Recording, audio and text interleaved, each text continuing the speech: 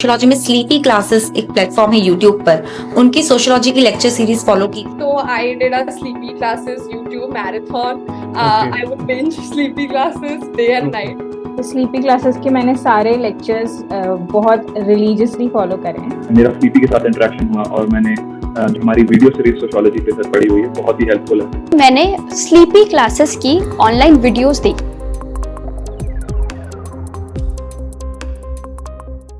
आदित्य श्रीवास्तव मेरा नाम है। मेरी AIR 1 आई है CSE 2 2023 में और मैं लखनऊ से हूँ और अभी मैं IAS अंडर ट्रेनिंग हूँ हैदराबाद SVP NPS।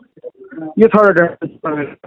हाँ, तो मेरी रैंक 236 आई थी CSE 2022 में और उसके थ्रू मेरे को IPS अलॉट हुआ था। मैं प्लेसमेंट लिया था। मैं गोल्डमैन सैक्स में लगभग 15 मंथ्स काम किया। मैंने फाइनेंशियल फर्म में हूँ अमेरिका की, वहाँ पर उसमें मैंने काम किया था। मैंने 15 मंथ्स अप्रॉक्सीमेटली जॉब की थी गोल्डमैन सैक्स में।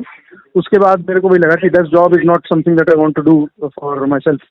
तो पीपल कनेक्ट और इंक्लूडिंग पर्सनैलिटी डेवलपमेंट जो कि काफ़ी यूनिडायमेंशनल हो जाता है कॉर्पोरेट जॉब्स में because of them being this job. उसकी वजह से मैंने डिसीजन लिया कि मैं नौकरी छोड़ के और UPSC की तैयारी करूंगा और अपनी करियर चेंज करूंगा। तो मेरा प्रीलिम्स में जैसे फर्स्ट अटेम्प्ट में नहीं हुआ था, सेकंड अटेम्प्ट में मैं IPS बन गया था और थर्ड अटेम्प्ट तो आ गया है।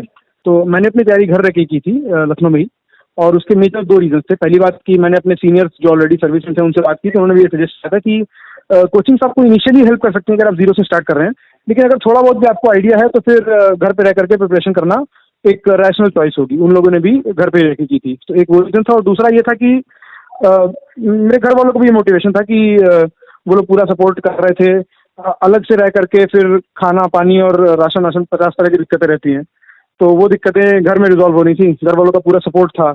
और रही बात सेल्फ मोटिवेशन की, तो उसमें तो वही मेन था कि एक आपकी इंटरनल ड्राइव होनी चाहिए कि आपको ये क्लियर करना ही है, अपने लिए करना है, अपने घर वालों के लिए करना है, या जो भी रीज़न आप अपने आप को दे पा रहे हैं उसके लिए करना है। बट वो इंटरनल ड्राइव आपकी होनी चाहिए। घर में रह करके वो भी फायदा रहता है कि आप लोगों से बात कर रहे हैं अपने घर वालों से, तो एक वो स्ट्रेस आपका जो भी बिल्डअप होता है दिन भर में वो टोन डाउन हो जाता है। तो ये सारे मेजर रीजंस थे जिसकी वजह से मैंने सेल्फ स्टडी घर पे रह करके ऑप्ट की थी।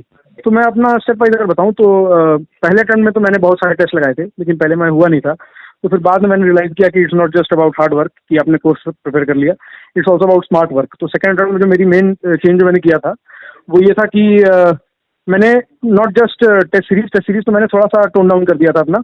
मैं प्रीवियस ईयर पे बहुत ज़्यादा फोकस करता था, पास्ट 10 ईयर्स और स्पेशली पास्ट 3 ईयर्स। तो पास्ट 3 ईयर्स के पेपर देख करके मैंने ट्रेंड ऑब्जर्व किए थे कि किस तरह से UPSC रॉन्ग स्टेटमेंट्स फ्रेम कर रहा है, ताकि वो आगे चल के भी हम लोग आइडेंटिफाई कर सकें कि जैसे कहा नहीं जाता है कि अगर पेरेंट ऑर्गेनाइजेशन है तो जनरली गलत होती है। उस तरह के जो ह्यूरिस्टिक्स हैं आपको 90% ऑफ द टाइम आंसर तक पहुंचाने में हेल्प करेंगे। उस तरह के ह्यूरिस्टिक्स मैंने प्रिपेयर किए थे कि ये मेरे ऑब्जर्वेशंस हैं, ये तरह के क्वेश्चंस आते हैं। तो मेन मेरा फोकस वो था प्रीलिम्स में, इस 2022 के अटेम्प्ट में भी और इवन 2023 के अटेम्प्ट में भी। पहले अटेम्प्ट में मेरे 84 के आसपास थे, 84 पॉइंट समथिंग। सेकंड अटेम्प्ट मेरे 114 पॉइंट समथिंग थे और थर्ड अटेम्प्ट का तो अभी वैसे मार्क्स नहीं आए हैं, बट 96 के आसपास बन रहे थे मेरे जब मैंने कोचिंग से मैच किया था। हाँ, तो देखिए जैसे हिस्ट्री के लिए स्पेक्ट्रम हो गया और NCERTs पढ़नी थी एंशिएंट मिडिवल के लिए, फिर ज्योग्राफी के लिए NCERTs पढ़ी थी और राजस्थानी मैम के वीडियोस पड़े हुए थे यूट्यूब पे, वो मैंने देख लिए थे पहले। फिर इकोनॉमिक्स के लिए तो जो कोचिंग वाले नोट्स होते हैं वो देखे थे, और बाकी अपना इकोनॉमिक्स का बैकग्राउंड भी था, थोड़ी अंडरस्टैंडिंग थी उसके लिए। और क्या सब्जेक्ट होता है, पॉलिटी के लिए लक्ष्मीकांत और प्लस बेयर एक्ट पढ़े थे। आर्ट एंड कल्चर ये सब के लिए तो NCERT देखी थी बस बहुत ज़्यादा। पहले मैं प्रीलिम्स के लिए जो आपको बता रहा था कि हिस्ट्री में मैंने पढ़ा था स्पेक्ट्रम और साथ में NCERTs जो होती हैं ओल्ड NCERTs। फिर आपका आता है सोसाइटी। तो सोसाइटी के लिए तो मैंने नोट्स बनाए थे अपने इंटरनेट से खोज के टॉपिक वाइज, और वो पढ़े थे। फिर आता है आपका ज्योग्राफी। तो ज्योग्राफी मैंने मेनली वही पढ़ा था जो आपकी NCERTs होती है, और बाकी जो प्रीवियस ईयर क्वेश्चंस और जो कोचिंग वालों के मॉक पेपर्स आते हैं तो उनसे अपने पॉइंट्स प्रिपेयर कर लिए थे। और उसके बाद आता है आपका पॉलिटी में मैंने लक्ष्मीकांत पढ़ी थी, बेयर एक्ट पढ़ी थी। बाकी जो साइड वाले टॉपिक होते हैं जैसे गवर्नेंस हो गया, सोशल जस्टिस, ये सब के लिए मैंने नोट्स भी प्रिपेयर किए थे ऑनलाइन ही, और प्लस टॉपर्स के नोट्स देख के। फिर इंटरनेशनल रिलेशंस के लिए तो स्टैंडर्ड है जो PT 365 मेन 365 वो देख ली थी। हाँ, तो इकोनॉमी के लिए मैंने नोट्स भी थे और प्लस मेरा थोड़ा बैकग्राउंड के साथ अंडरस्टैंडिंग थी, प्रीलिम्स में उतनी दिक्कत नहीं हुई। मेंस के लिए फिर मैंने PYQ और प्लस वही फिर जो कोचिंग के जो आते हैं ना सॉल्व पेपर्स सीरीज वाले, वो देख लिए थे।